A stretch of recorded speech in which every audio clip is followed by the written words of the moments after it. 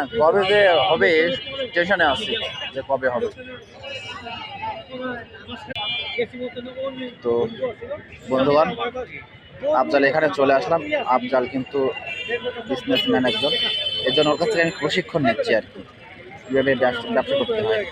চাকরিতে কোনো প্রকার ফায়দা নেই। যে পরিশ্রমটা আমরা চাকরিতে দিই, এই পরিশ্রম যদি কোনোটা ব্যবসার ক্ষেত্রে দিয়ে দিই, কিন্তু খুব তার সাথে কিন্তু আমরা স্বাবলম্বী হয়ে যাব, আশা করা যায়। এটা কিন্তু আমার কথা না, এটা গুরুজনদের কথা, একই কথা।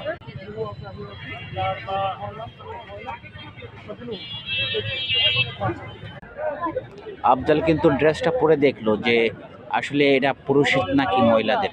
মূলত সে বিক্রি করতেছে মহিলাদের পোশাকই, কিন্তু ট্রাই করে দেখছিল যে আসলে পোশাকটা পুরুষরা পরতে পারবে কিনা, কিন্তু না, এটা পুরুষরা পরতে পারবে না কেন, সমস্যা নেই। সমস্যা আছে একটাই, যে মেয়েদের জিনিস কেন পুরুষরা পরবে, এটাই সমস্যা। আর ওইখানে কিন্তু ওসমান আছে আর ওসমানের ভাই, ওদেরকে কে যেন একটা কাজ দিছে ওই ওমরা হজের জন্য, ওদের লিফলেট ওরা বিতরণ করার জন্য বা প্রচারের জন্য।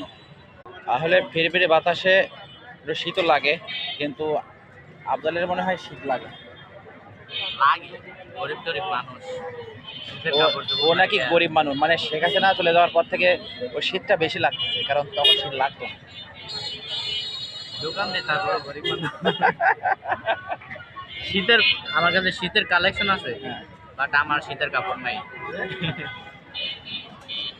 ব্যবসা করতে গেলে প্রথমত মনে হয় একটা ডিসপ্লে দেওয়ার প্রয়োজন, তো এরা কিন্তু ডিসপ্লেটা কিন্তু দিয়ে দিচ্ছে। তারপরে কিন্তু এখানে বেচাকেনা চলছে সরদাম। তো